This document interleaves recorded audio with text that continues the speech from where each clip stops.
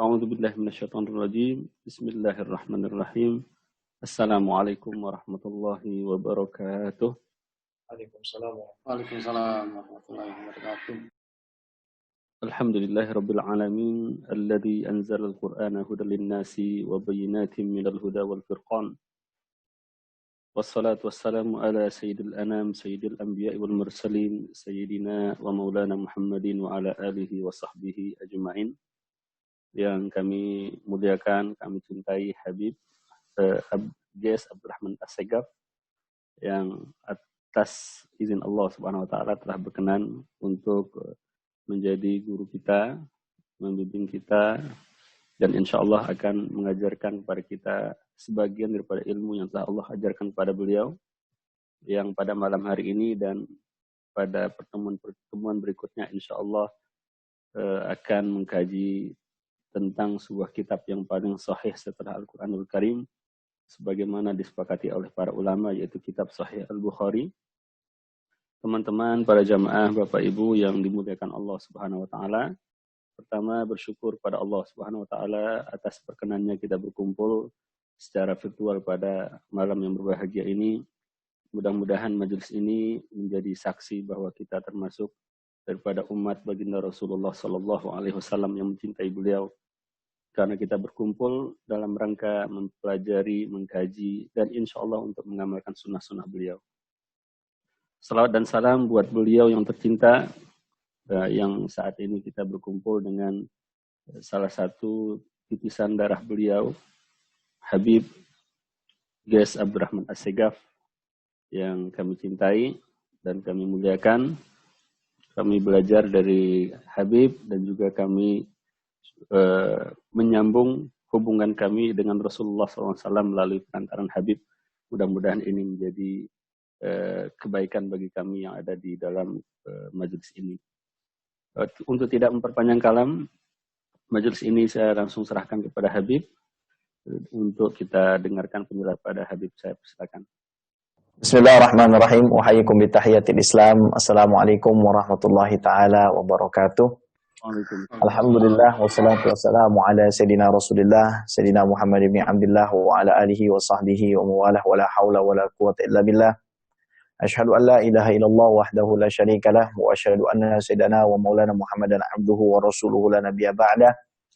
Amma ba'du fa nawayna at-ta'allum wa ta'lim wal ifadah wal istifadah wal iqamah wal istiqamah wal hath 'ala tamassuki bi kitabillah wa sunnati Rasulillah ibtigha'an mardatillahi wajhil karim. Allahumma faqihna fid din wa 'allimna ta'wil waj'alna minal ladzina yastami'una al-qawla fayattabi'una ahsanah. Allahumma arinal haqqa haqqan warzuqna ittiba'ah wa arinal batila batila warzuqna ijtinabah wa adkhilna bi rahmatika fa ibadikas salihin amin ya rabbal alamin. Ikhwati wa akhwati fillah rahimani wa rahimakumullah, wa bil khusus sayyidi wa habibi wa ustadzi wa syekhi Buya Kopri Nurzen yang dimuliakan oleh Allah. Beliau ini adalah salah satu sahabatnya Ustaz Abdul Somad dan senior saya di Mesir, serta wabil khusus jamaah Masjid Al-Hidayah Modern Land, serta teman-teman semua yang menyempatkan hadir. Semoga Allah SWT selalu menjaga saya dan antum semua, serta kita niatkan duduknya kita pada malam hari ini, kita niatkan supaya kita bisa menjadi pribadi yang lebih baik, tentunya pribadi yang lebih dicintai oleh Allah SWT, pribadi yang dicintai oleh Nabi Muhammad SAW, dan tentunya kita sangat-sangat berharap, ya, sangat-sangat berharap kita dicintai pula oleh Al-Imam Al-Bukhari radhiyallahu ta'ala anhu. Nabi Muhammad SAW di dalam hadis yang diriwayatkan oleh Al-Imam Abu Isa At-Tirmidzi bersabda, wa bihi ilaihi an Rasulillah sallallahu alaihi wasallam annahu qala nadarallahu ra'an sami'a maqalati fawa'aha wa hafidhaha wa ballaghaha farubba hamili fikhin ila man huwa afqah minhu. Jadi Allah Subhanahu wa taala itu memberikan nadarah, memberikan cahaya kepada seseorang yang telah mendengarkan ucapanku. Artinya mendengar hadis Nabi Muhammad sallallahu alaihi wasallam. Apa maksudnya? Meriwayatkan. Jadi riwayat itu ada dua. Ada yang namanya tahammul, ada namanya ada. Yang dimaksud adalah tahammul. Jadi mendengarkan riwayat hadis dari Nabi Muhammad SAW. Nah, kita ini kan nggak bisa dengar Nabi langsung. Maka kita mendengarkan hadis tersebut dari guru kita yang mendengarkannya membacakan hadis itu dari gurunya. Yang mendengarkan membacakan hadis gurunya itu membacakan hadis kepadanya sampai kepada Nabi Muhammad Shallallahu Alaihi Wasallam. Lalu dia memahaminya. Nah, ini kriteria kedua. Menghafalnya, kriteria ketiga, dan menyampaikannya. Nah, 4. Karena berapa banyak para pembawa fikih, namun ada yang lebih faham lagi darinya. Al-Hafiz Ibnu Hajar Al-Asqalani radhiyallahu taala anhu, beliau menjelaskan bahwa mereka yang mendengarkan Rasulullah Shallallahu Alaihi Wasallam diserupakan dengan jenis tanah yang berbeda yang diguyur air hujan. Karena jenis tanah kan berbeda-beda. Di antara mereka yang mendengar hadis Nabi Muhammad SAW ada yang alim, kemudian tidak hanya alim tapi mengamalkan ilmunya, kemudian mengajarkannya. Mereka ini laksana tanah subur yang menyerap air. Otomatis tanah tersebut juga merasakan manfaatnya. Nah, pada saat yang sama ia mampu menumbuhkan tumbuhan dan memberi manfaat kepada orang banyak. Nah, ini alim, amil. Dengar hadis, alim, amil, menyampaikan. Nah, di antara mereka juga ada yang mengumpulkan ilmu dengan waktu yang lama. Akan tetapi mereka belum sanggup untuk mengamalkan yang hukumnya sunnah. Atau belum memahami. Belum bisa ngamalin semua dan belum memahami apa yang telah ia kumpulkan. Akan tetapi mereka telah menyampaikannya kepada orang lain. Nah, bisa jadi orang yang mendengarkannya ini, dari apa yang telah dia sampaikan, lebih paham. Nah, orang seperti ini, mereka laksana jenis tanah yang mampu menahan air, yang bisa dimanfaatkan oleh orang banyak. Ini juga bagus ya. Mereka inilah yang dimaksud oleh hadis Nabi Muhammad SAW, nadharallahu imra'an sami'a maqalati fa'addaha kama sami'aha. Jadi Allah Subhanahu wa taala itu memberikan cahaya ya kepada seseorang yang mendengarkan perkataanku, fa'addaha ini berarti ada. Ada itu menyampaikan. Kalau tahammul mendengarkan hadis, itu siapa saja boleh. Ya, siapa saja boleh. Dalam artian orang kafir mendengarkan hadis dari Nabi itu boleh-boleh saja. Akan tetapi untuk kita terima periwayatannya tidak bisa. Ya, kama sami'aha sebagaimana didengarkan olehnya. Nah, kita ini hendak mempelajari kitab Sahihul Bukhari, yaitu kitab teragung setelah Al-Qur'an. Sahih Bukhari itu, Bapak dan Ibu sekalian, teman-teman, ini bukan kitab sembarangan. Jadi kalau Anda tanya kepada siapapun ya, kitab apa yang paling kamu cintai setelah Al-Quran? Hampir bisa dipastikan jawabannya Sahihul Bukhari. Hampir bisa dipastikan jawabannya adalah Sahihul Bukhari. Kenapa? Karena kitab Sahihul Bukhari ini laksana samudra yang menuntun kita untuk memahami perkataan Nabi Muhammad SAW. Bukan hanya mengumpulkan perkataan Nabi, tapi membantu kita untuk memahami perkataan Nabi Muhammad SAW. Makanya terkenal perkataan ulama itu fiqhul Bukhari fi tarajumihi. Jadi ilmu fikihnya Imam Bukhari itu ada pada teknik atau metode beliau itu menuliskan kitab Sahihul Bukhari. Nah, sebagaimana saya sampaikan, Sahihul Bukhari itu seperti samudra. Kita kalau mau masuk ke dalam samudra, jangan sambil berenang. Saya tidak bicara tentang sungai, saya nggak bicara kolam renang, saya bicara ini samudra. Jadi kalau kita mau masuk ke dalam samudra, ya jangan cuma bisa berenang. Kita hendaknya nunggu dulu di mana? Ya di pelabuhan, kemudian mencari kapal terbaik supaya kita itu bisa naik ke atasnya dan kita bisa menjelajahi samudra tersebut. Nah, inilah yang disebut dengan madkhol atau pintu masuk. Nah, pintu masuk sebelum kita mempelajari Sahih Bukhari itu ada 3. Minimal ada 3. Yang pertama adalah tarjamah atau biografi Imam Bukhari. Dan ini adalah bagian yang sangat penting sekali dan seringkali dilalaikan oleh orang-orang yang mempelajari hampir semua kitab. Mempelajari kitab apapun, hendaknya kita juga mempelajari biografi penulisnya. Supaya apa sih? Supaya kita nggak sembrono. Supaya kita nggak sembarangan. Ini kitab ini nggak main-main ini. Jamaah, ini kitab ini nggak main-main. Yang ngarang juga nggak main-main. Kalau hati Anda itu lembut, ketika nanti saya jelaskan bagaimana Imam Bukhari itu mencari hadis dan bagaimana akhlak Imam Bukhari, Anda pasti nangis. Tapi kalau hati Anda keras, Anda nggak akan nangis. Itu pertama ya, tarjamah atau biografi Imam Bukhari.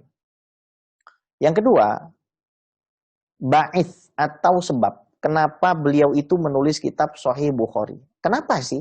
Apakah sebelumnya nggak ada ulama nulis hadis? Kenapa mesti beliau itu nulis Sahih Bukhari? Apa sebenarnya khalfiyah ataupun katakanlah studi historis, studi antropologis dari latar belakang Imam Bukhari itu menulis kitab Sahihnya? Siapa yang memberikan beliau itu semangat dan saran sehingga akhirnya beliau menulis kitab Sahih Bukhari? Kemudian yang ketiga, ini yang nggak kalah penting, adalah permasalahan dan syubhat seputar Sahih Bukhari. Jadi ada masalah-masalah yang memang jadi perbincangan baik di kalangan ahli hadis Sunni ataupun kritikus yang berada di luar mazhab Ahlussunnah wal Jamaah, dalam hal ini Syiah. Nah, itu mungkin kita bahas 2 minggu lagi. Mungkin kita bahas 2 minggu lagi. Ini saja mungkin kita baca terjemah Imam Bukhari saja tidak akan selesai gitu, ya, tidak akan selesai. Jadi yang sabar, kita belajar, karena kita belajar ini bukan mau buru-buru, akan tapi supaya ilmu itu bisa masuk ke dalam hati kita. Baik. Sekarang kita masuk ke bagian pertama, yaitu tarjamah atau biografi Imam Bukhari. Nama Imam Bukhari ini cukup unik, ya. Kalau saya katakan nama Imam Bukhari sampai ke atas itu silsilatun nasab adz-dzahabiyah. Jadi silsilahnya itu dzahabiyah, emas. Jadi silsilah nasab beliau itu diukir dengan emas namanya. Muhammad bin Ismail bin Ibrahim bin Al-Mughirah bin Bardizbah Al-Bukhari Al-Ju'fi. Coba fokus kepada 3 nama yang saya sebut pertama. Muhammad bin Ismail bin Ibrahim. Nabi Ibrahim alaihissalam itu Abul Anbiya. Kemudian punya anak Nabi Ismail alaihissalam itu Abul Arab. Jadi yang pertama kali berbicara dengan bahasa Arab itu Nabi Ismail alaihissalam, dan keturunannya yang menjadi nabi adalah Muhammad bin Abdullah bin Abdul Muttalib bin Hashim bin Abdi Manaf. Ya. Akan tetapi nasab Nabi Muhammad SAW itu yang tercatat dengan valid hanya sampai kepada Adnan saja. Makanya dari Abdullah bin Abbas ada riwayat kadzaban nasabuna ay ma fawqa Adnan. Jadi kalau ada orang bikin nasab dari Adnan dari Nabi Muhammad SAW sampai Adnan itu benar. Akan tapi kalau ada yang mau coba bikin dari Adnan sampai ke Nabi Ismail itu bohong, ya. Itu bisa didustakan. Dimakruhkan di dalam mazhab Imam Malik, lebih tepatnya begitu, ya. Yakni karoha al-malikiyah raf'an nasab ma fauqa Adnan. Jadi Malikiyah itu memakruhkan kalau kita merofa atau menuliskan nama-nama di atas Adnan. Nah, Muhammad bin Ismail bin Ibrahim bin Al-Mughirah bin Bardizbah Al-Bukhari Al-Ju'fi. Bardizbah ini apa? Saya ingat sekali ketika ngaji Arba'in Nawawiyah di hadapan guru saya, Syekh Muhyiddin bin Abdul Razak Asyami. Beliau juga menjelaskan masalah lafaz Bardizbah. Bardizbah ini bahasa Persia, bil Farisiyah. Artinya itu zarra' atau falah, ya, petani. Nisbah Imam Bukhari ada 2 setidaknya. Yang pertama Al-Bukhari, kemudian Al-Ju'fi. Namanya kan Muhammad. Tapi kenapa kok dipanggilnya Imam Al-Bukhari? Nah, ini namanya nisbah, Bapak Ibu. Nisbah. Nah, Al-Bukhari ini merupakan nisbah kepada negeri tempat beliau itu lahir, yaitu di Uzbekistan. Semoga Allah SWT anugerahkan kita untuk ziarah. Siapa tahu, ini jamaah, ya. Ayo sama-sama. Sama saya, sama Ustadz Kopri. Kita sama-sama pergi ke Uzbekistan. Kita hataman Sahih Bukhari. Ya, baca awail dan awakhir di depan makamnya Sahih Bukhari. Di depan makamnya Imam Bukhari. Baca awail dan awakhir Sahih Bukhari di depan makamnya Al-Imam Al-Bukhari. Ya, itu sangat luar biasa. Kemudian Al-Ju'fi. Al-Ju'fi itu nisbah Arabiyah. Ini kan menarik, ya. Imam Bukhari itu kan bukan orang Arab, tapi orang Uzbek. Tapi kenapa dinisbatkan ke Al-Ju'fi? Padahal Al-Ju'fi itu nisbah Yamaniyah Arabiyah. Nisbatnya itu ke Yaman. Kan jauh banget. Kalau kita lihat orang Yaman sama orang Uzbekistan, kira-kira padanan wajahnya sama nggak? Beda. Orang Yaman itu ya Arab, ya mancung-mancung. Ya orang Uzbekistan juga mancung-mancung, tapi tipikal orang Uzbekistan itu lebih sipit gitu, ya. Nah, Al-Ju'fi ini nisbat. Kenapa? dinisbatkan kepada Al-Ju'fi karena kakek beliau, kakek buyut beliau yaitu Al-Mughirah masuk Islam berkat bimbingan Al-Yaman Al-Ju'fi. Jadi namanya Muhammad tapi dipanggilnya Al-Bukhari dan juga Al-Ju'fi karena faktor tadi. Al-Bukhari yaitu tempat lahirnya di Bukhara, kemudian Al-Ju'fi adalah nisbat masuk Islamnya kakeknya Al-Mughirah dari Al-Yaman Al-Ju'fi. Nisbat itu macam-macam ya. Kayak Al-Imam Asy-Syafi'i itu juga punya nisbat Al-Syafi'i meskipun Asy-Syafi'i meskipun namanya adalah Muhammad bin Idris. Tapi bukan sekarang untuk kita membahas itu. Nah, kunyah beliau atau panggilan beliau itu adalah Abu Abdillah dan ini adalah sunnah Nabi Muhammad SAW yang diterlantarkan. Ada 2 poin yang hendak saya sampaikan. Pertama, memberikan kunyah kepada anak itu sunnah. Nabi Muhammad SAW ketika beliau itu melihat Zaid anak dari Abu Thalhah ya, main burung lalu beliau mengatakan ya Aba Umair ma fa'ada Nuwair. Jadi dikasih nama Nuwair burungnya, anak tersebut dikasih kunyah Aba Umair. Padahal anak kecil, bapaknya Umair. Seperti Sayyidah Aisyah gitu dikasih gelar misalkan Ummul Mukminin, ibunya orang-orang yang beriman. Maksudnya apa? Untuk memberikan sense of responsibility atau al-mas'uliyah, rasa tanggung jawab kepada anak sejak dini. Saya manggil anak saya itu Fatimah kan namanya. Saya panggilnya kadang Al-Batul. Ya, Al-Batul nisbat kepada Sayyidah Fatimah, anak dari putri Nabi Muhammad SAW. Kadang saya panggil Ummul Mukminin. Wahai ibunya orang yang beriman. Tapi ini yang memberikan kunyah orang lain, bukan diri kita sendiri. Kadang kita tuh kasih kunyah sendiri kita, panggil-panggil aja abu ini, abu itu, ya kan? Kadang-kadang kita begitu sendiri gitu. Ya. Maka bolehlah kita panggil ya. Misalkan ada kawan kita panggil dengan Abu Zahra, kita panggil dengan nama Abu Tufail ya dan lain sebagainya. Nah, di manakah Imam Bukhari itu lahir? Beliau dilahirkan di Bukhara, Uzbekistan. Hari apa? Hari Jumat setelah sholat Jumat, tepatnya tanggal 13 Syawal 194 Hijriah. 13 Syawal 194 Hijriah. Nah, masa kecil Imam Al-Bukhari ini adalah masa kecil yang bisa kita bilang sangat luar biasa. Jadi, izinkan saya untuk menyimpulkan bahwa ulama kelas berat, maksudnya kelas berat itu sekelas Imam Bukhari ya, bukan ulama-ulama. Jadi, mohon maaf ini, setelah Anda baca biografi Imam Bukhari, ketika Anda baca tarjamah Imam Bukhari, saya baca tarjamah itu dari setidaknya dari 2 kitab ya, dari Hadiyus Sarinya Imam Ibnu Hajar dan juga Muqaddimah cetakan Magnas ya, tentang madkhol untuk masuk ke dalam Sahih Bukhari ini. Dan luar biasa Imam Bukhari itu, luar biasa. Apalagi baca di Syiar Alamin Nubala, macam-macam ya, kitab-kitab rijal hadis itu. Nah, Imam Bukhari ini kalau kita baca profil beliau, maka karakter ulama yang selama ini kita bilang ulama, pasti akan berbeda banget. Zaman sekarang kan bilang, ikutilah ulama. Ya kan? Benar nggak? Padahal nggak punya guru. Pemahamannya juga nggak bersanad kepada Nabi Muhammad SAW. Tapi akhirnya ngomongnya begitu saja. Ikuti ulama. Tapi kalau kita nanti sudah mempelajari ini, hanya dari biografi Imam Bukhari, cara pandang kita itu akan berubah drastis. Akan berubah drastis. Sangat berubah drastis. Oh, rupanya ternyata kita itu nggak ada apa-apanya. Rupanya kita ini sangat ketinggalan. Nah, Imam Bukhari dididik di dalam keluarga yang berilmu. Beliau punya punya bapak namanya Ismail. Seorang ahli hadis.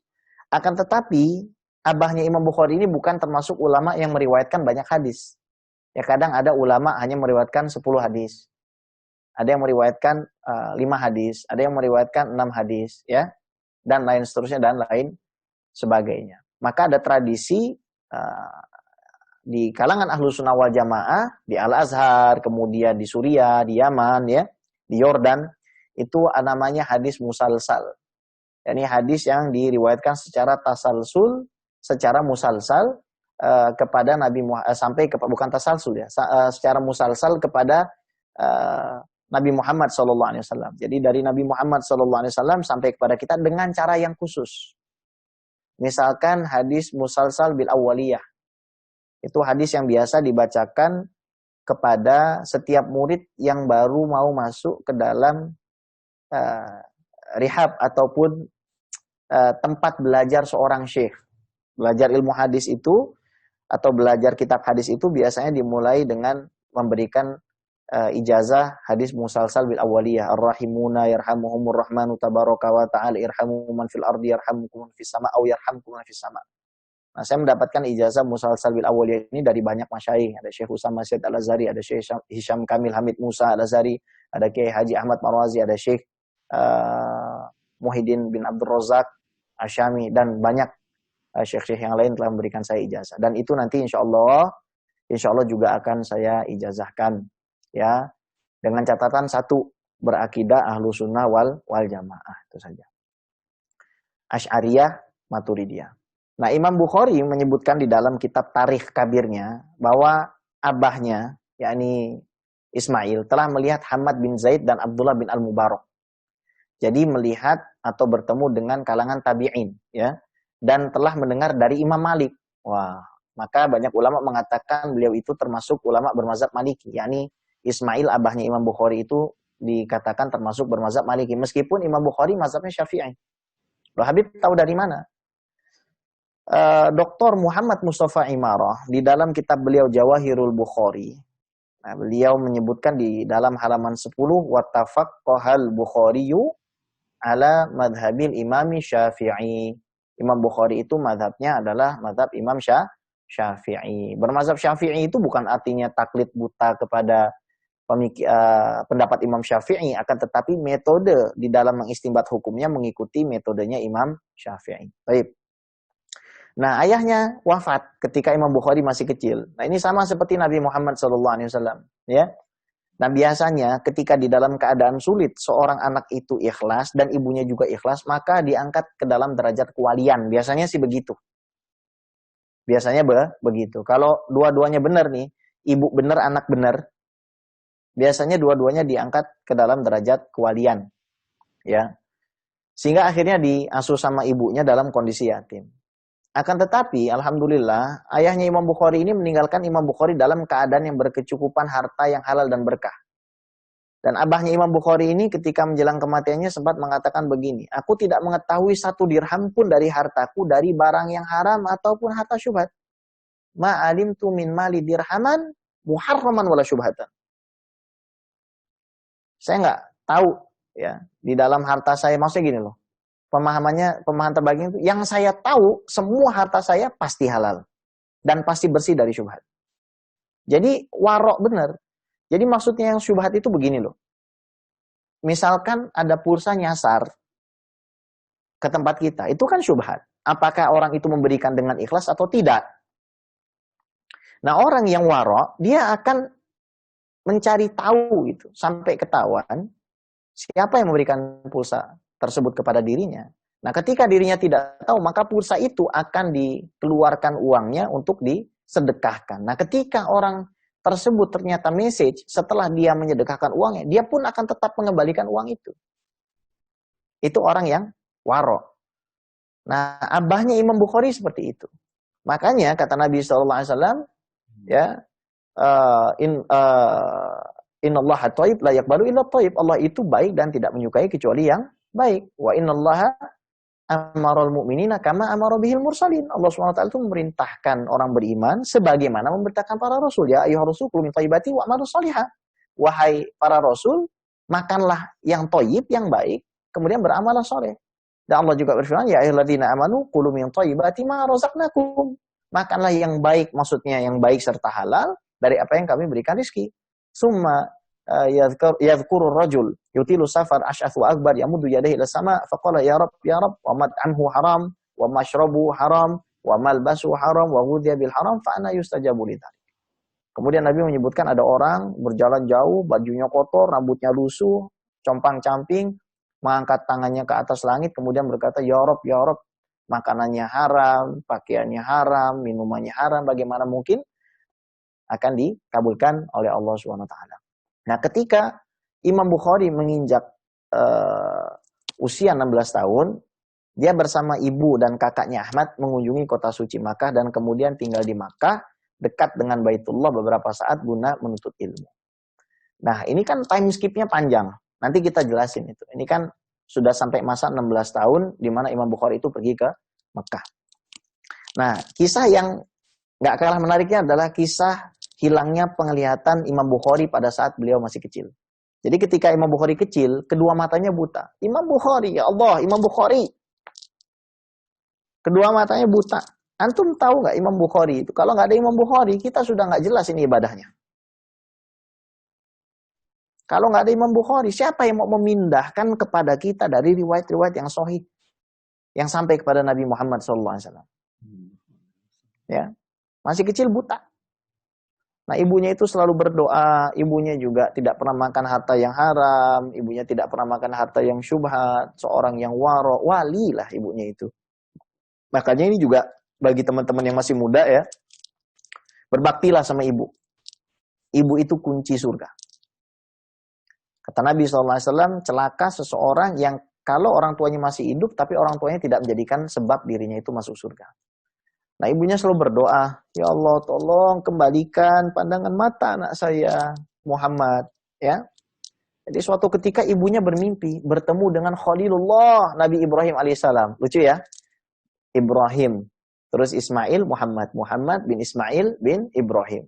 Ya, bin Al-Mughirah bin Bardisbah. Jadi ketemu dalam mimpi itu sama Sayyidina Ibrahim alaihissalam. Terus Nabi Ibrahim berkata, wahai ibu, sesungguhnya Allah Subhanahu wa taala telah memulihkan penglihatan putramu karena banyaknya doa yang kamu panjatkan kepadanya. Nah, ini kan Imam Bukhari ya di dalam tarjamahnya ini kan Ibnu Hajar Al-Asqalani menceritakan kepada kita, satu, doa ibu itu doa yang mustajab. Dua, doa itu bisa merubah apa yang sudah Allah takdirkan secara makdur ya. Katakanlah dalam ilmu akidah itu ta'alluq tanjizi hadis ya, apa yang ditakdirkan untuk berjalan ya di dalam ruang dan waktu itu mengalami perubahan juga dikarenakan doa. Makanya kata Nabi SAW, ad-du'a'u mukhul ibadah. Di dalam riwayat yang lain, ad-du'a'u wal ibadah. Doa itu adalah inti ibadah. Sama seperti al-hajju arafah. Al-hajju arafah. Haji kalau nggak ada arafah, nggak sah hajinya ya. Kemudian juga ibadah kalau tidak ada doa, ya dianggap juga seolah-olah tidak sah begitu.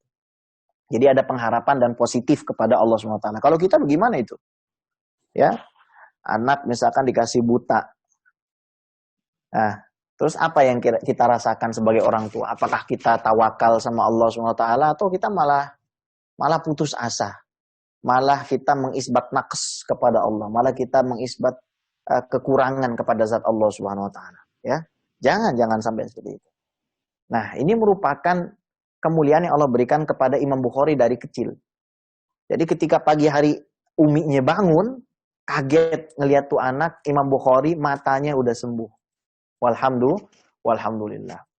Nah, perjalanan Imam Bukhari ya dari kecil aja udah kelihatan ya. Allah kasih karomah yang sangat luar biasa dari bapaknya yang nggak pernah makan harta haram, ibunya yang nggak pernah makan harta haram, ibunya yang nggak pernah putus asa berdoa siang malam supaya anaknya nggak dibawa ke dokter. Anaknya nggak dibawa ke dokter. Tapi bisa sembuh. Bisa sembuh. Ini masalah iman. Iman dan aplikasi dari keimanan itu sendiri. Nah, kecerdasan dan kejeniusan Imam Bukhari itu tampak ketika beliau itu masih kecil. Jadi Allah SWT menganugerahkan Imam Bukhari hati yang cerdas. Terus pikirannya juga tajam dan daya hafalan yang sangat kuat. Dan menurut para ulama memang, bahkan Imam Ahmad itu mengatakan, dari Bukhari itu nggak pernah ada yang lahir seperti Imam Bukhari. Sampai Imam Ahmad ngomong begitu, ini Imam Ahmad bin Hanbal hafal 1 juta hadis loh. Dan hadis Sahih Bukhari itu disodorkan itu kepada orang sekelas Imam Ahmad bin Hanbal. Hafal 1 juta hadis Bapak Ibu. Sanad dan matan. Itu Imam Ahmad bin Hanbal, Imam Sunnah. Ya. Luar biasa beliau-beliau itu. Ya, makanya kalau sekarang bilang ulama, kalau udah baca setelah ngaji Sahih Bukhari ini, maka kriteria ulama Anda tuh akan berbeda. Menyebut orang ulama itu pasti akan berbeda. Ya. Jadi ada satu riwayat di mana Imam Bukhari ini menuturkan begini. Aku mendapatkan ilham untuk menghafal hadis ketika aku masih berada di sekolah baca tulis, di kutab istilahnya. Kalau zaman sekarang itu kutab itu ya PAUD. Bayangin, aku diilhamkan apa namanya untuk menghafal hadis pada saat aku masih di PAUD, ya. PAUD, kemudian TK, kemudian SD, itu kutab, ya, itu kutab, ya. Saat itu umurmu berapa? 10 tahun atau kurang dari itu, kata Imam Bukhari. Ini yang tanya siapa? Muhammad bin Abi Hatim. Siapa Muhammad bin Abi Hatim? Warroknya Imam Bukhari. Warrok itu tukang catat, Bu, asisten pribadi, aspri. Namanya siapa, Bapak Ibu? Muhammad bin Abi Hatim. Ini harus hafal. Mau belajar Sahih Bukhari tapi nggak hafal warroknya siapa, ya harus hafal. Ya, oh warroknya namanya Muhammad bin Abi Hatim, ya. Nanti sahabat Imam Bukhari namanya siapa, gurunya itu siapa. Nah, itu kita juga harus hafal. Kalau kita hafal nama-nama ulama, insya Allah keberkahan itu tuh turun. Jadi umur sebelum 10 tahun saja Imam Bukhari itu sudah dikasih ilham untuk menghafal hadis. Quran udah lewat. Quran sudah lewat. Kemudian setelah lulus dari kutab, Imam Bukhari itu nggak bolak-balik ke playground, nggak bolak-balik ke time zone. Imam Bukhari itu bolak-balik menghadiri majelis hadis Imam Ad-Dakhili dan ulama hadis yang lainnya. Nah, ini menarik ini ya. Jadi ketika membacakan hadis di hadapan murid-muridnya, Ad-Dakhili berkata, Sufyan meriwayatkan dari Abu Zubair dari Ibrahim. Jadi ada Sufyan meriwayatkan dari Abu Zubair, kemudian dari Ibrahim. Sufyan, Abu Zubair, Ibrahim. Maka Imam Bukhari bilang, pada saat umurku itu 11 tahun, aku menyelanya. Sesungguhnya Abu Zubair tidak meriwayatkan dari Ibrahim. Kan katanya Imam Dakhili, Abu Zubair meriwayatkan dari Ibrahim. Kata Imam Bukhari, itu anak umur 11 tahun, Bu. Mohon maaf. Setahu saya, Abu Zubair itu tidak meriwayatkan dari Ibrahim. Tapi akhirnya Imam Dakhili menghardik Imam Bukhari. Mungkin begini, kenapa kamu anak kecil berani ngomong? Lalu Imam Bukhari tenang mengatakan, farji ilal asal ingkana indaka. Jadi tolong kembalikan kepada sumber aslinya kalau memang kamu punya sumber aslinya itu. Ini anak kecil loh. Ya, umur 11 tahun. Nah, kemudian Imam Ad-Dakhili juga orang tua yang insaf, orang tua yang insyaf tuh kalau bahasa sekarang tuh di bahasa Indonesia tuh insyaf ya, pakai shin, sebenarnya pakai sod, insaf. Ya. Nah, kemudian Imam Bukhari masuk melihat kitabnya lantas kemudian Imam Dakhili masuk melihat kitabnya lantas dia bilang, bagaimana kamu bisa tahu ya anak muda? Imam Bukhari menjawab, dia adalah Az-Zubair, nama aslinya Ibnu Adi yang meriwayatkan hadis dari Ibrahim. Jadi yang meriwayatkan itu bukan Abu Zubair, tapi Zubair, bukan Abu Zubair. Nama aslinya Ibnu Adi yang meriwayatkan hadis dari Ibrahim. Beda loh, bapaknya Zubair dengan Zubair. Imam Bukhari loh, ngebenerin ulama hadis pada saat umur 11 tahun. Ini Imam Bukhari kalau bukan wali, apa? Makanya kata para ulama begini loh. Kewalian itu tidak mesti ditunjukkan orang itu bisa kasyaf, bisa merubah uang 10.000 jadi 2 juta. Bukan terbang, bukan. Kewalian itu istiqomah di dalam ilmu itu juga kewalian. Ada orang istiqomah di dalam ilmu, nggak pernah maksiat itu kewalian. Tapi kalau yang Anda cari kewalian Imam Bukhari, khariqul adah, yang aneh-aneh itu ada. Nanti kita akan bahas itu. Ya, itu luar biasa Imam Bukhari ya. Tapi kisah Imam Bukhari ini memang agak-agak sedih juga ya. Kenapa? Karena seindah-indahnya Imam Bukhari, sehebat-hebatnya Imam Bukhari, rupanya ada yang benci juga. Ada yang jahat juga sama Imam Bukhari itu ya. Imam Abu Hanifah meninggal di penjara, Imam Malik pernah kena bala, Imam Syafi'i pernah difitnah, Imam Ahmad bin Hanbal kena bala juga, termasuk Imam Bukhari. Termasuk Imam Bukhari, bahkan di daerahnya sendiri. Radhiyallahu taala anhu. Akhirnya Imam Ad-Dakhili bilang, "Kamu benar Bukhari." Ya, kemudian dibenerin itu catatannya. Nah, Imam Muhammad bin Abi Hatim tanya tuh asistennya, "Loh, Imam Bukhari, jenengan umurnya berapa waktu itu?" Baru 11 tahun. Imam Bukhari nimpali lagi. Waktu saya umur 16 tahun, saya sudah hafal kitabnya Abdullah bin Al-Mubarak dan Waqi'. Walaqad araftu kalam haula, dan saya itu mengetahui kalam mereka. Maksudnya siapa? Ahlur ra'i. Ya, ahlur ra'i. Ahli fikih, ahli pemikir, ahli logika, ya. Sekelas Abdullah bin Al-Mubarak, sekelas Waqi', ya. Ini ulama-ulama besar dari kalangan tabi'in. Umur 16 tahun. Kalau anak kita umur 16 tahun dikasih apa? Kita dulu umur 16 tahun gimana? Zaman sekarang ada orang, ya Allah, ngakunya belajar langsung sama Rasulullah. Berani bilang, Imam Syafi'i juga manusia, Imam Bukhari juga manusia. Ini orang yang seperti ini, setelah Anda baru saya bacakan sebagian kecil saja. Ini kalau misalkan selesai kita baca, makanya saya katakan dan saya ulang terus-menerus, dan akan saya ulang, cara pandang Anda kepada kriteria ulama itu pasti akan berubah. Pasti akan berubah. Ya. Kemudian aku berhaji bersama ibu dan kakakku. Itu tadi yang saya bilang 16 tahun. Nah, Imam Ibnu Hajar Al-Asqalani mengatakan bahwa rihlah yang dilakukan Imam Bukhari pertama kali untuk mencari hadis adalah pada saat bertepatan dengan tahun 210 Hijriah. Ya. Meski apabila misalkan Imam Bukhari, beliau kan lahir 194. Ya, 194. Jadi tahun 210 Hijriah beliau itu sudah rihlah. Sudah nyari ilmu. Jadi gini, Imam Bukhari bikin bab khusus di dalam Kitabul Ilm itu yang intinya adalah mengumpulkan hadis-hadis yang menunjukkan keutamaan keluar daerah menuntut ilmu. Untuk mencari hadis. Ahli hadis itu pasti keluar daerah. Mau jadi ahli hadis pasti harus keluar daerah. Nah, kita kadang-kadang nih di dalam daerah aja tapi rasanya sudah luar biasa, rasanya sudah alim, rasanya sudah pinter. Ya Allah, saya terus terang baca tarjamah Imam Bukhari ini nggak bosan dan nangis. Tadi ketika maghrib saya doakan Imam Bukhari, nangis mata saya. Kalau nggak ada Imam Bukhari ini nasib umat Islam kayak gimana? Sementara kita disibukkan dengan gemerlap dunia dan kita nggak pernah tahu siapa sebenarnya Imam Muhammad bin Ismail Al-Bukhari. Kita nggak pernah mikirin gitu. Gimana caranya agama ini sampai ke kita. Ya. Nah, meski kata Imam Ibnu Hajar, seandainya saja ya Imam Bukhari itu keluar terlebih dahulu di dalam menuntut ilmu, maksudnya lebih cepat, pasti beliau bisa menemukan banyak tokoh-tokoh yang ditemui oleh teman-teman sebayanya. Nah, ini penting ya. Ngeliat ulama, ketemu sama ulama, itu urusan besar. Ketemu sama ulama, ngobrol sama ulama, dapat satu hadis dari ulama, apalagi sampai bertahun-tahun sama ulama, itu urusan besar, Pak.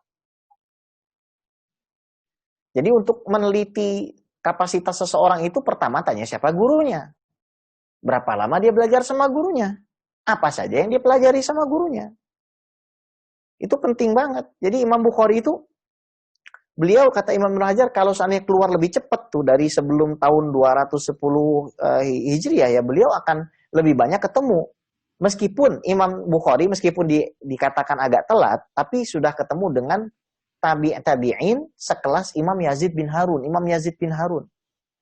Imam Yazid bin Harun ini masih gurunya Imam Malik. Jadi Muammar juga ini, panjang juga Imam Yazid bin Harun itu.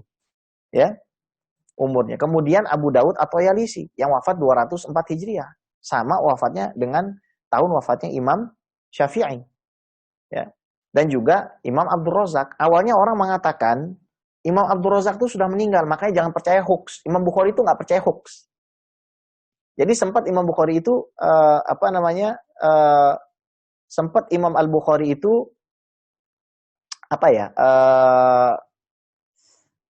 dia mikir gitu. Ini Abdul Razak di Yaman sudah meninggal. Kalau saya pergi ke Yaman, nanti saya dapat apa? Tapi Imam Bukhari gali informasinya. Sampai akhirnya ketahuan rupanya Imam Abdul Razak itu masih hidup dan akhirnya Imam Bukhari pergi ke Yaman meriwayatkan dari beliau. Dapat juga riwayat itu. Setelah ini, silakan Anda Google, tulis Imam Bukhari, tapi cari Wikipedia yang berbahasa Inggris. Di situ nanti ada peta, antum ukur sendiri. Petanya itu isinya apa? Rihlahnya Imam Bukhari dari Uzbekistan pergi ke Syam, dari Syam pergi ke Hijaz terus muter ke ke Baghdad, kemudian ke Kufah. Muter-muter. Imam Bukhari sampai mengatakan begini, Di dalam menuntut ilmu, setiap bulannya saya keluar 500 dirham. 500 dirham itu adalah maharnya Nabi Muhammad SAW kepada Sayyidah Aisyah. Dan kalau dikonversikan di zaman sekarang, 40 juta. Setiap bulan Imam Bukhari keluar uang 40 juta hanya untuk menuntut ilmu di zaman dulu.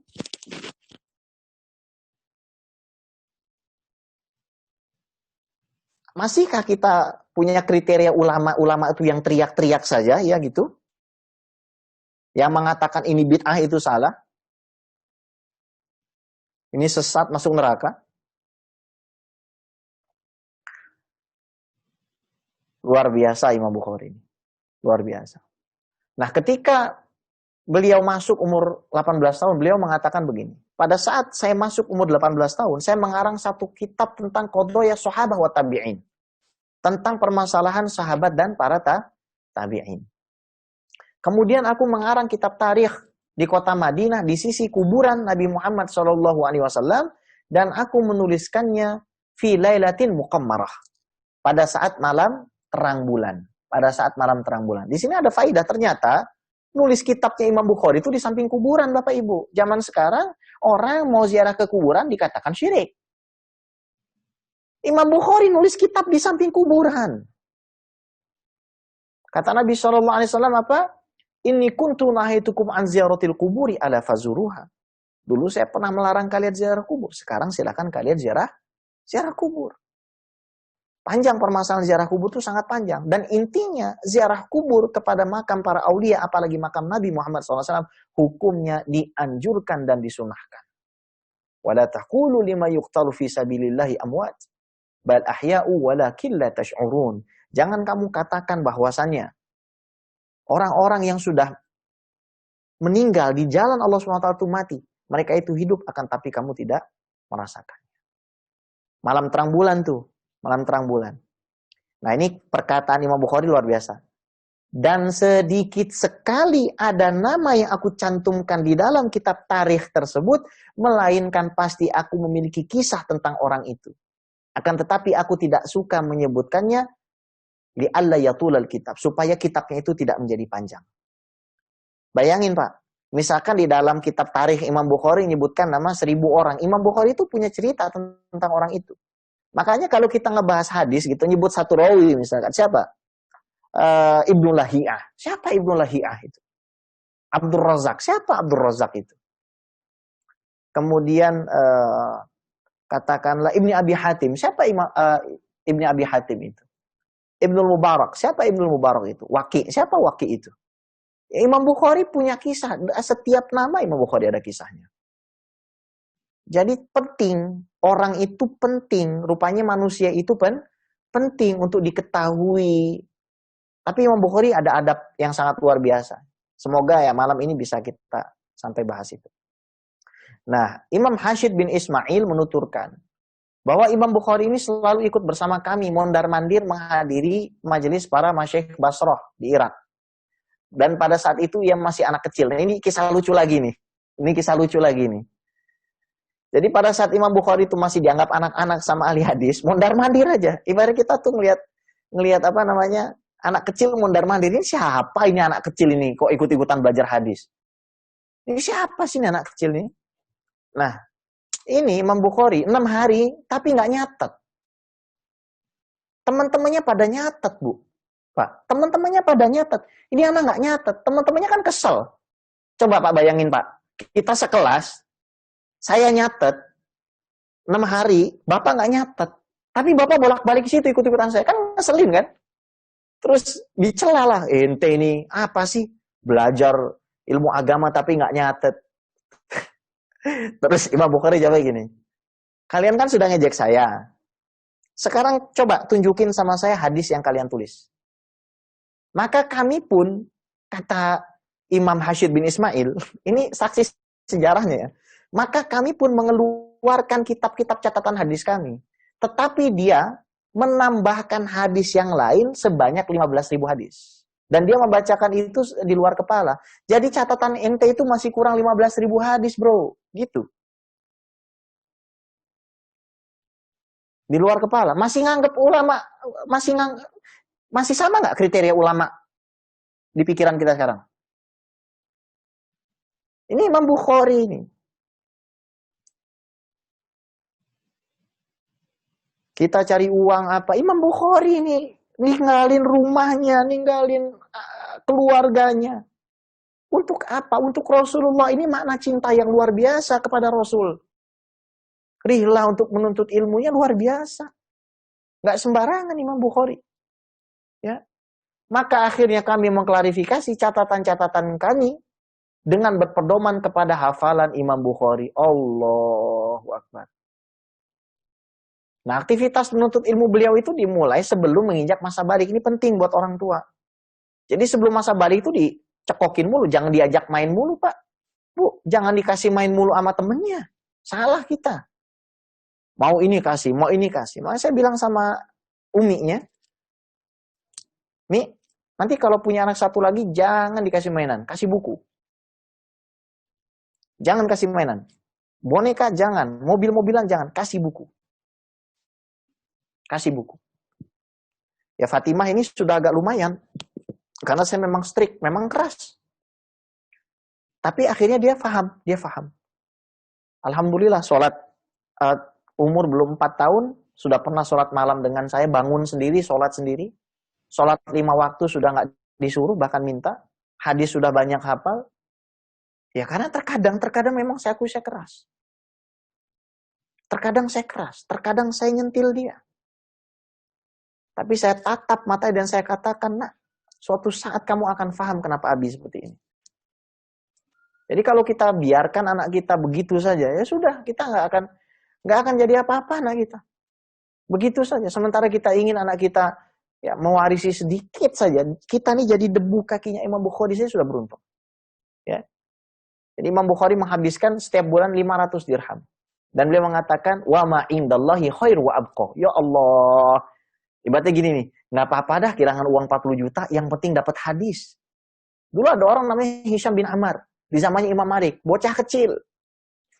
Dikasih uang sama bapaknya itu mungkin sekitar 1 miliar atau 2 miliar. Puluhan ribu dinar, keping emas.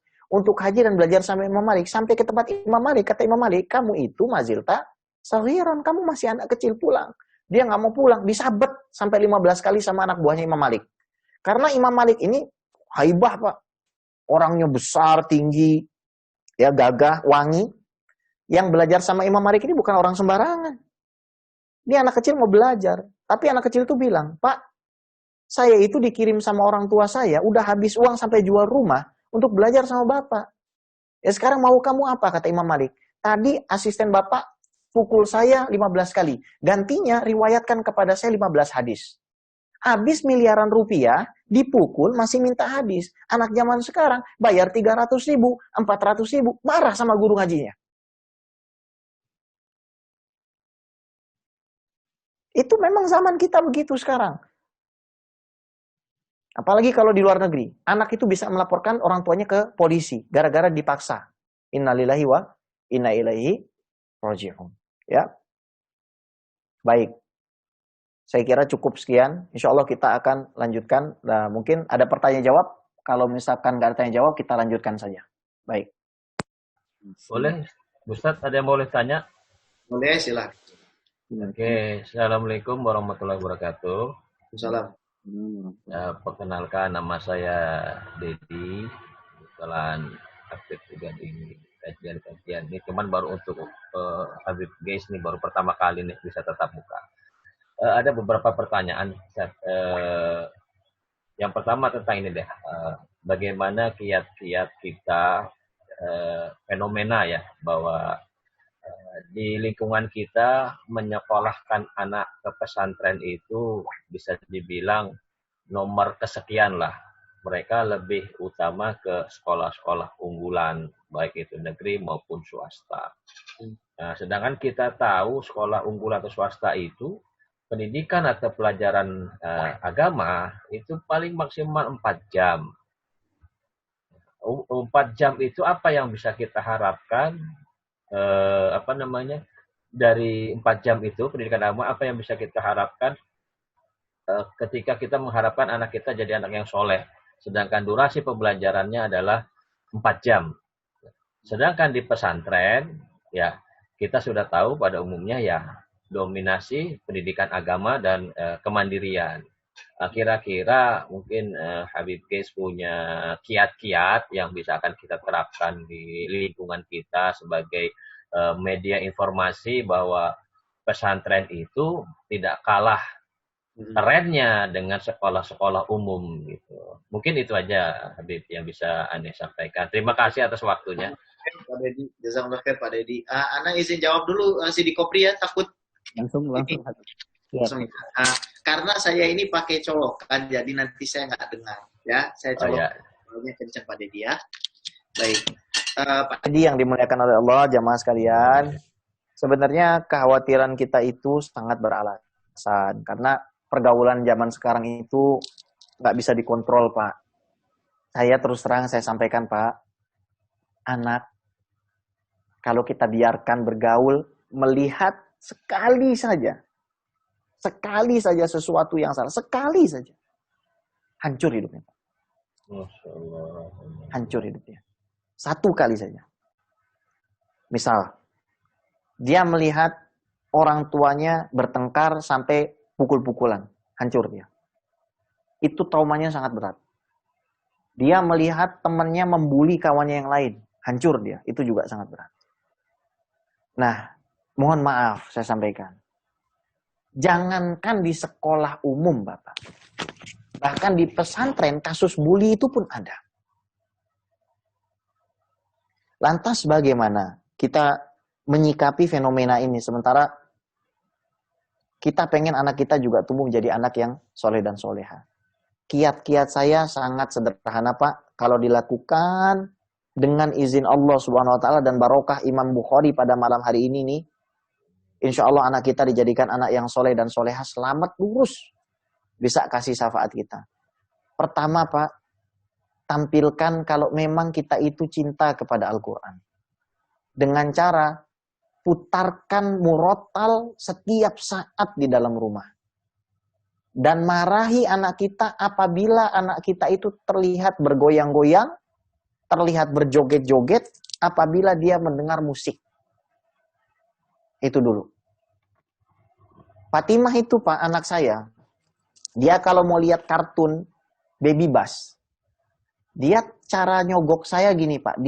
Dia cari kartun Baby Bass yang berbahasa Arab. Anak umur 4 tahun, Pak Dedi. Dia bilang, Abi kalau bahasa Arab nggak apa-apa kan? Nggak usah, nak. Yang dengar Quran saja. Baby Bass ini banyak nggak benar. Saya kasih pemahaman. Kalau mau nonton nih kartun yang berbahasa Arab, ini. Tapi intinya, kata para ulama dan habaib itu begini. Anak yang tumbuh di dalam rihabul Quran, selalu didengarkan Al-Quran, dan dia menyaksikan kita baca Al-Quran, dia akan tumbuh di dalam kasih sayang Allah. Ini saya pribadi, Pak, bukan saya membanggakan diri saya ini orang lemah, orang nggak punya apa-apa, Pak. Cuma saya cerita sedikit saja. Kalau ba'da maghrib, saya sholat di rumah. Begini, sholat di masjid itu, di dalam mazhab Syafi'i, hukumnya fardu kifayah. Kalau dilakukan sebagian lagi itu akan gugur kewajibannya. Kenapa saya sholat ba'da maghrib di rumah? Karena anak dan istri saya butuh. Jadi kalau ba'da maghrib sampai ba'da isya, saya baca rotib haddad, kemudian saya baca yasin untuk abah almarhum saya baca Al-Quran, kadang setengah juz, kadang langsung 1 juz. Dan anak saya di pangkuan saya.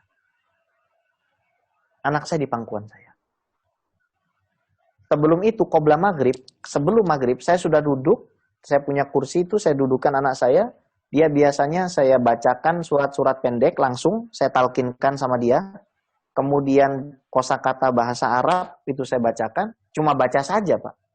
Baca saja, Quran, baca, kemudian setelah itu, lain-lain, saya kasih materi yang lain-lain. Setelah itu sudah, ya dia ya kadang-kadang main, dan untuk melatih anak dari kecil itu memang intinya ada di situ. Dan kita kemudian kalau untuk katakan kecerdasan emosionalnya, ajarkan dia untuk bertanggung jawab. Di rumah itu ajarkan dia untuk bertanggung jawab. Ini kamar kamu, ini rumah kamu, ini rumah kita, jadi kita harus sama-sama tanggung jawab. Jadi nggak butuh pembantu gitu. Anak saya Pak, mohon maaf ini kerjaan ibunya sebenarnya. Umur belum 4 tahun, sudah nyalakan mesin cuci sendiri, sudah bawakan cucian sendiri, sudah nyalakan microwave sendiri. Karena saya galak Pak. Meskipun saya begini mukanya kayak anak-anak ini, tapi saya ini galak Pak. Bener, saya ini galak orangnya. Saya galak banget, sama anak saya galak. Terus terang, saya galak banget itu. Fatimah kalau nggak mau sholat, nah itu. Abi taruh luar sekarang. Abi nggak main-main. Nah, saya gitu. Dan bapak itu berhak. Sampai Nabi mengatakan, anta wa malu kali abika. Kamu dan harta kamu punya bapakmu. Seandainya bapak, mohon maaf nih, mau bapak bolak-balikin anak itu supaya sholat, itu hak bapak. Itu hak bapak, mutlak hak bapak, anak itu. Ya. Anta wa malu kali abika. Sampai seorang bapak itu kalau dia mencuri dari harta anaknya tidak dianggap pencuri. Sampai seperti itunya penghargaan kepada ayah dan ibunya. Jadi kalau kita kemudian Pak, ini yang paling penting, baca sholawat sehari minimal 100 kali. Bapak niatkan baca sholawat itu supaya hati anak bapak lembut. Kata Maulana Syekh Ali Jum'ah itu, kalau saya tidak salah beliau yang bilang itu, kalau kita bacakan sholawat, iya kayaknya beliau yang bilang, kalau kita terus baca sholawat, anak itu suatu saat akan kembali ke jalan yang benar. Sebandel-bandelnya dia. Jadi walaupun anak bapak itu sekolah di sekolah umum, karena di rumah itu sudah diprotek, apalagi mohon maaf ini yang punya anak perempuan hati-hati. Anak bapak perempuan Pak Dedi? 1 putra, 2 perempuan. Jadi kalau anak kita itu perempuan harus hati-hati. Jangan mungkin saya ini agak old fashion ya, agak ortodoks saya ini. Tapi kalau saya sudah bilang sama ibunya, saya tidak akan kasih HP yang ada aplikasinya. HP cuma buat telepon saja. Karena saya tahu betapa bahayanya handphone itu kalau dipegang seorang anak. Mungkin sekian saja Pak ya.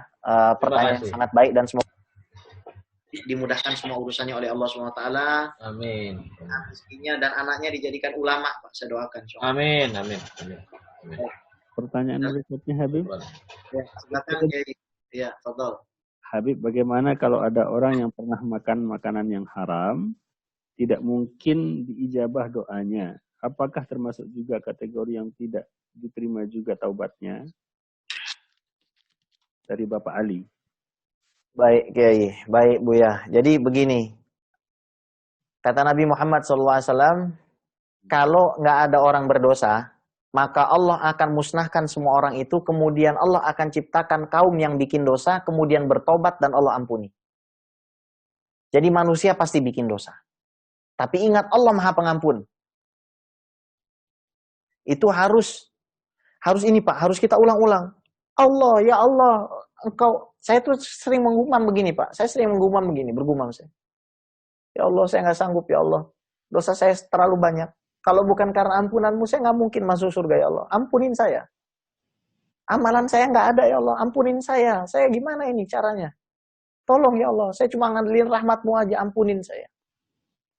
Jadi kalau kita minta ampun sama Allah SWT, kita betul-betul pasrah sama Allah SWT, dan saya cuma bilang sama istri tuh gini, alhamdulillah ya Abi belajar agama, jadi Abi tuh tahu Allah itu Maha Pengampun.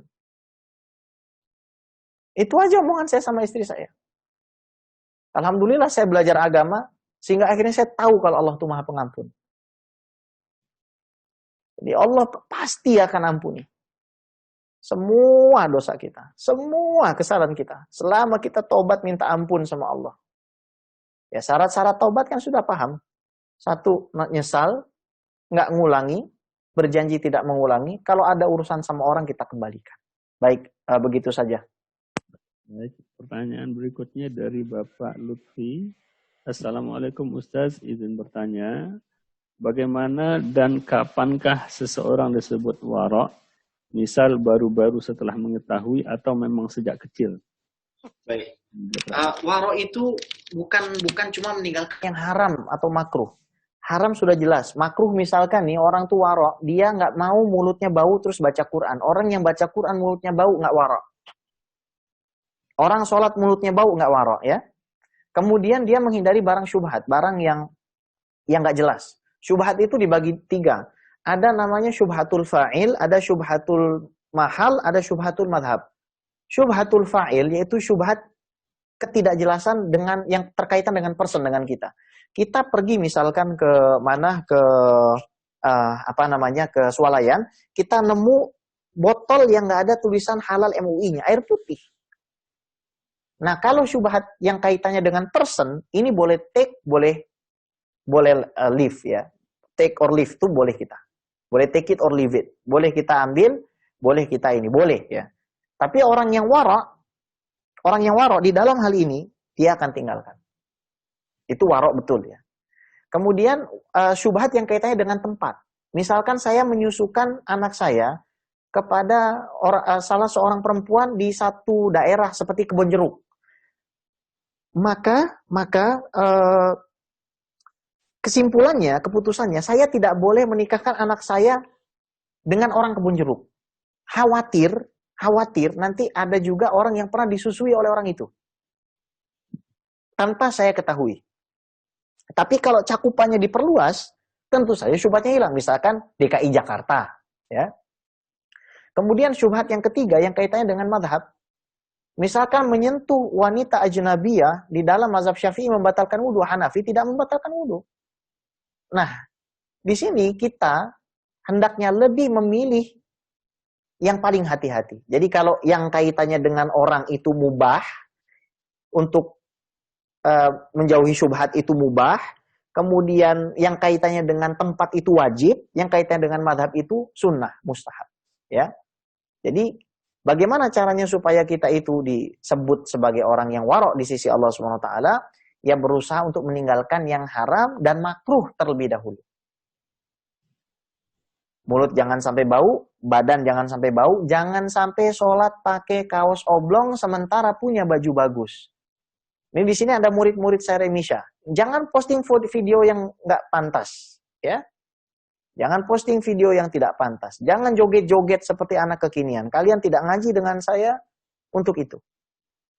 Kalian tidak belajar dengan saya untuk jadi orang seperti itu.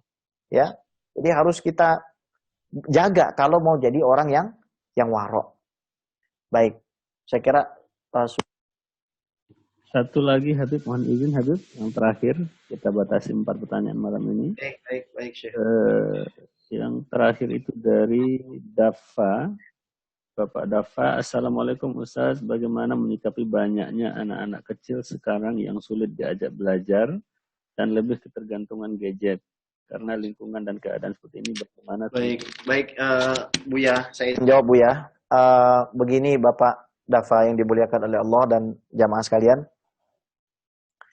Kita nggak bisa menafikan bahwasanya jamaah itu butuh gadget.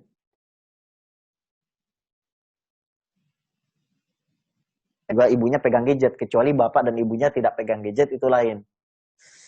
Nah, solusinya biasanya saya bikin playlist Bapak. Dan saya ajarkan dari kecil itu anak mengatakan la haram. Sampai sekarang la haram. Dia kalau ada skip ad, ya ada tulisan skip ad itu dia akan gini. Abi skip ad la haram. Dia secara otomatis dia. Jadi kita ajarkan. Kita kasih dia trust dengan cara kita bikin playlist. Itu saya bikin playlist. Playlist bahasa Arab saya bikin. Set kartun bahasa Arab. Nanti saya selingin maulid. Kemudian saya selingin murotal 30 juz 30. Kemudian nanti saya selingi solawatan. Saya selingi lagi kartun bahasa Arab. Saya selingi lagi, ini penting ya, Nusa dan Rara. Itu solusi Pak. Ya, Nusa dan Rara itu salah satu solusi lah ya. Bisa kasih hiburan dan bisa kasih edukasi. Yang penting kalau bagi saya, ada Quran 30 juz karena masa perkembangan anak tuh melihat pada umurnya juga. Jadi 1 tahun ini target saya Fatimah sudah hafal 30 juz. Juz 30, mohon maaf, juz 30 sudah hafal. Jadi putrinya juz 30 terus. Kemudian kosakata bahasa Arab, dan itu bisa dicari di internet, di YouTube, bikin playlist. Bikin playlist. Itu caranya. Nanti insya Allah anak itu akan terbiasa. Telinganya dengar Quran, telinganya dengar sholawat, telinganya dengar bahasa Arab, telinganya dengar perkataan ulama, bahkan saya puterin Syekh Ali Jum'ah. Alhamdulillah anak saya belum 4 tahun tapi sudah akrab dengan para ulama.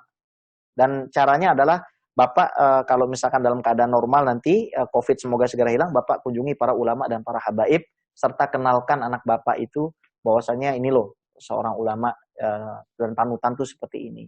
Ajarkan mereka itu untuk tidak mencibir kepada para ulama kemudian para habaib. Nah, itu insya Allah akan sangat membantu. Baik Buya, Bapak Bu. Baik Habib. Minta izin sebentar Bu ya. Boleh? Izin siapa? Minta waktu Habib, anak-anak ini mau minta doanya, insya Allah lusa balik ke pondok tahfiz Quran, jadi mohon doanya. Namanya Nadia Syifa Rahmadani, umur 9 tahun. Oh, baik. Oh, Masya Allah.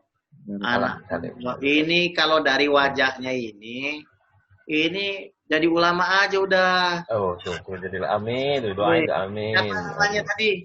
Amin, amin. Apa namanya? Nadia Syifa Rahmadani. Oh, Nadia ya. Kalau ditanya orang mau jadi apa, jangan bilang jadi ustazah. Bilang saya mau jadi ulama. Amin, amin. Amin. Ya, bilang saya mau jadi ulama. Oh, kalau saya mau tanya nih, Nadia kalau sudah besar mau jadi apa? Jadi ulama. Jadi ulama. Ya. Jadi ulama, jangan jadi ustazah. Jadi ulama, bilang gitu. Insya Allah. Amin. Ya, banyak baca sholawat. Insya Allah hafizat 30 juz, bahasa Arabnya bagus. Amin. Belajar ke Mesir, belajar ke Yaman, berkah nanti semua. Amin, amin. Syukron Habib, syukron. Terima kasih sudah. Syukron Habib, terima kasih. Baik. Terima kasih Buya. Sama-sama Pak. Ya, terima kasih kepada Habib yang telah berbagi ilmu, berbagi adab, berbagi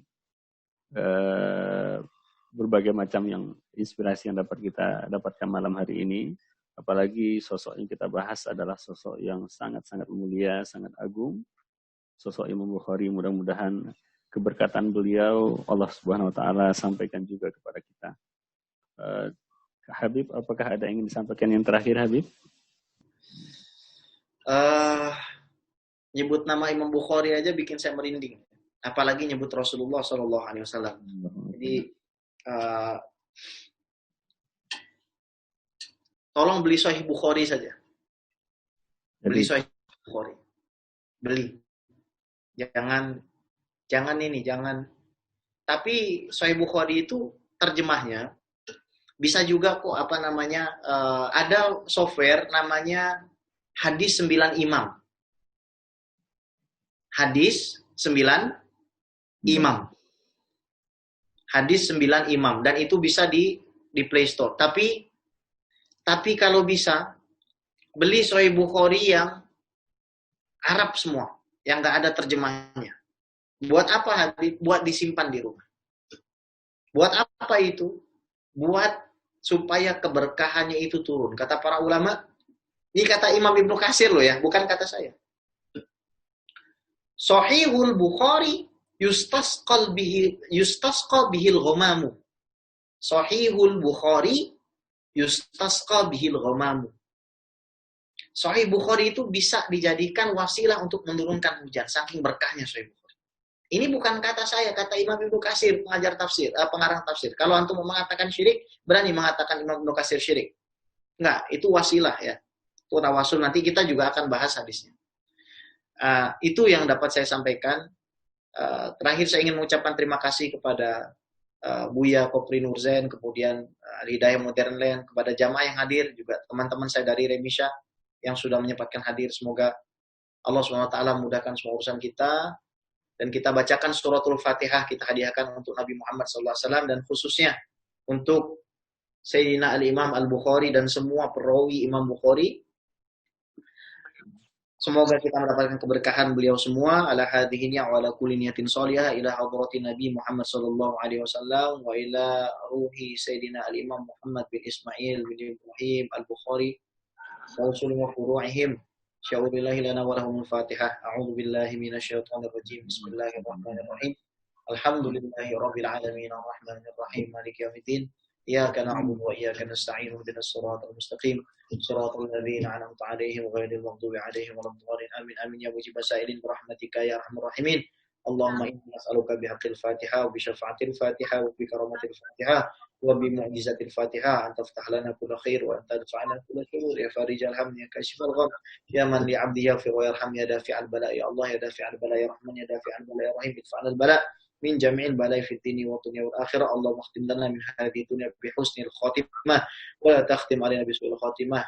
Wa sallallahu ala sayyidina Muhammad wa ala alihi wa sahbihi ajma'in warzuqna kamal mutaba'ati lahu wa ghayra mabatina bi rahmatika ya arhamar rahimin. Da'wahum fiha subhanakallahumma wa tahiyyatuhum fiha salam wa akhiru da'wahum alhamdulillahi rabbil alamin. Taqabbalallahu minna wa minkum. Taqabbal ya karim. Semoga antum semua sehat walafiat. Terima kasih Bu ya. Semoga kita bisa ketemu lagi. Assalamualaikum warahmatullahi wabarakatuh.